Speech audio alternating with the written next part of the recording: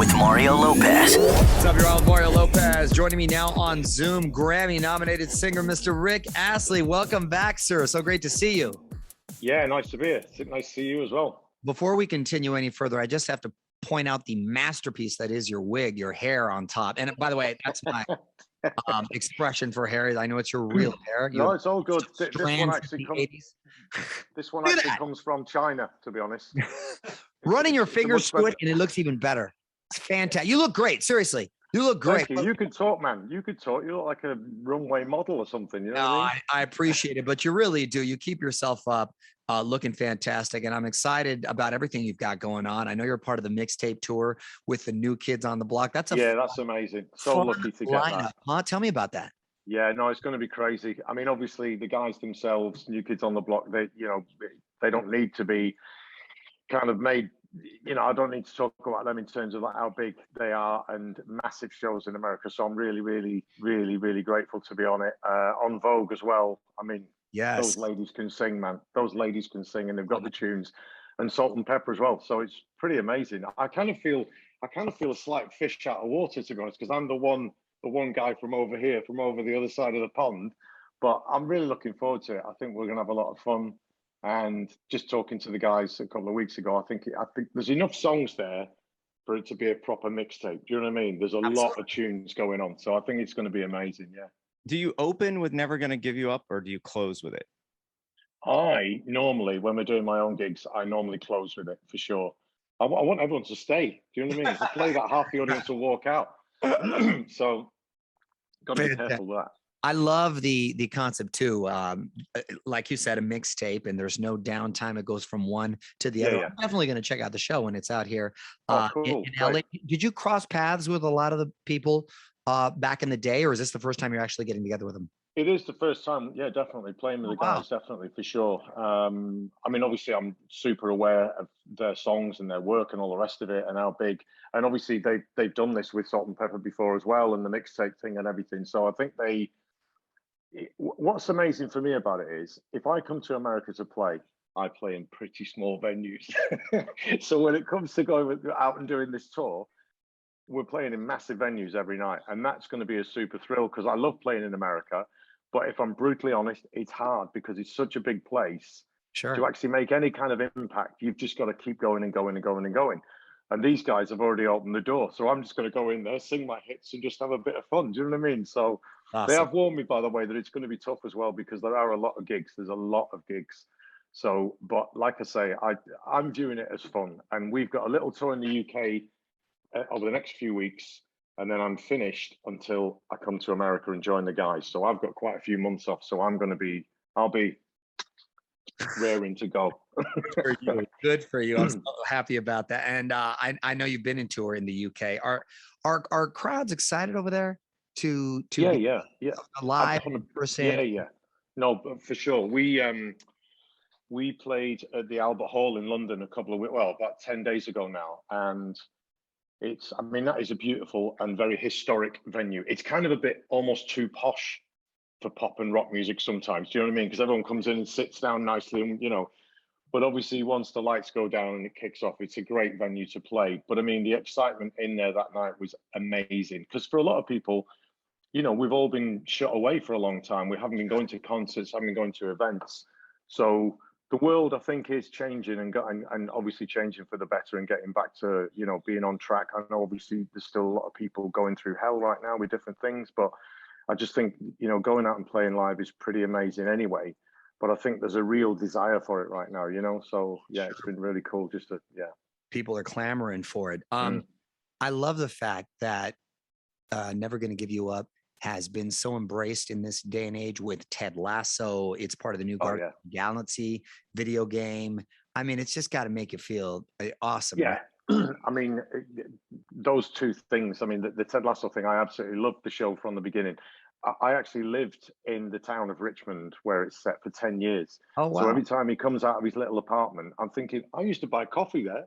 And then we go in the pub and we know the pub and the whole, do you know what I mean? So where he sits on the green outside the pub and everything, when he's having a bit of a down moment and stuff. So location-wise, it's really weird, and I'm sure it is for everyone who lives anywhere near Richmond, the real Richmond, as it were. But I just love the show anyway, because it's that kind of underdog story where, you know, this is never going to work. You've got an American guy, forgive me, but, you know, coming over Sure. to coach soccer. And I know soccer's big now in America and taking off and getting bigger and bigger, but still that doesn't really work, does it? Let's face it. But somehow it's so well written and so well directed, and the actors are incredible that you just fall in love with it. So the whole idea of when they said, look, we want to use your song, my wife manages me, and she actually got to see the scenes just to kind of, you know, and read through some things and stuff. And I said, well, tell me then, what are they going to do? And she said, I'm not telling you. So I had to watch the episode, she didn't tell you. like everybody else did. Yeah, when Sure. it dropped, I watched it.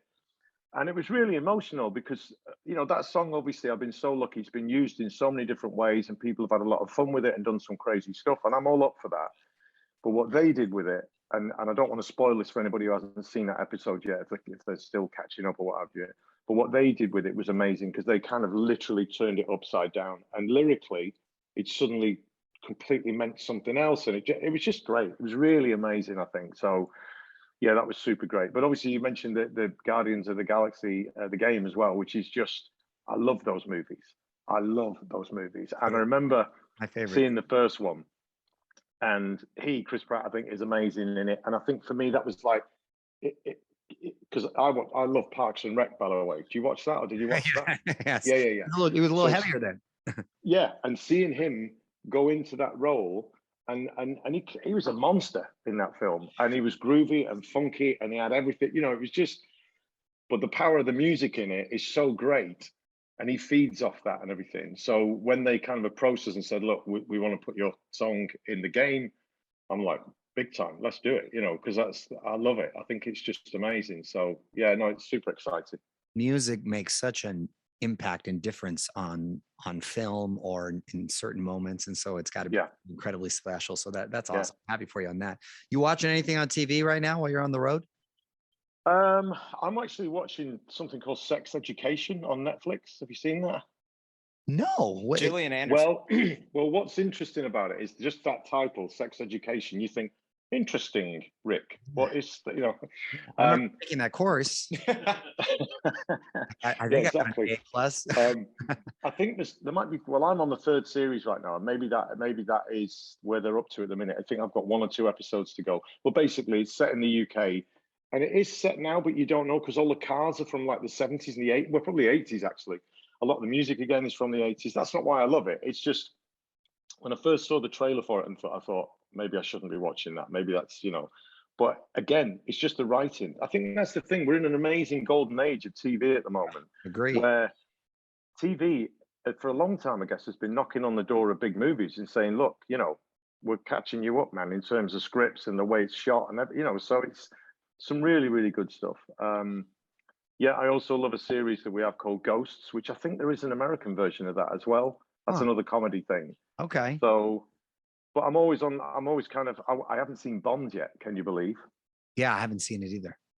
All right, okay. And have you heard good things? I have. Our bass player is a bit of a film nut.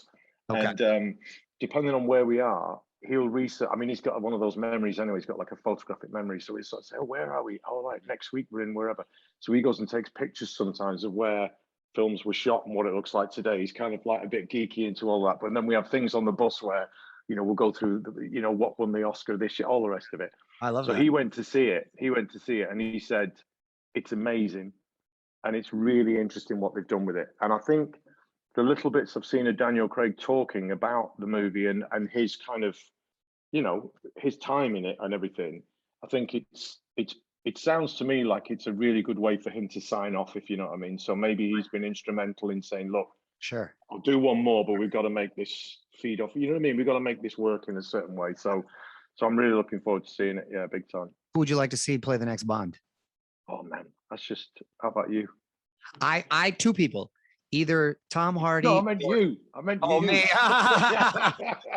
I like to keep it I like to keep it traditional. I could play his sidekick or something. Another agent. Another agent on the but I either want Tom Hardy or Cillian Murphy. I think either of those 2 guys. Yeah, good choices. Yeah, I mean, Tom Hardy's you know, they both are. They're both really great actors, and I think they're also, I think, very capable of being, what, how can I say that? Being their own Bond, if you know what I mean. Because that's, I think, the most difficult thing, isn't it? It's kind of, especially after Daniel Craig's run, he's had a really good run at it, I think, where they brought Bond into the now, haven't they? Do you know what I mean? Because they had a lot of competition from other franchises. Won't go into that, but the Bourne Identity. You know, they had to kind of catch up a bit, didn't they? Really, and make it a bit tougher, I think. And I think he's done that with the, you know, the movies he's made, Daniel Craig. So, but I think you're right. I think either of those guys would be great, actually. Yeah. I love that you're a fan of all forms of entertainment. Really nice catching up with you, Rick. Congratulations on everything. Look forward to catching the show when you're out here. Go to onwithmario.com for the MIxTape 2022 tour dates and tickets. Thanks for checking in, my friend. Cheers. Really nice to see you. Take care. Dude. Loving that hair as well, by the way, man. Thank you, sir. Got to exchange secrets. I'm telling you, you're killing it. Killing the hair game. On with Mario Lopez.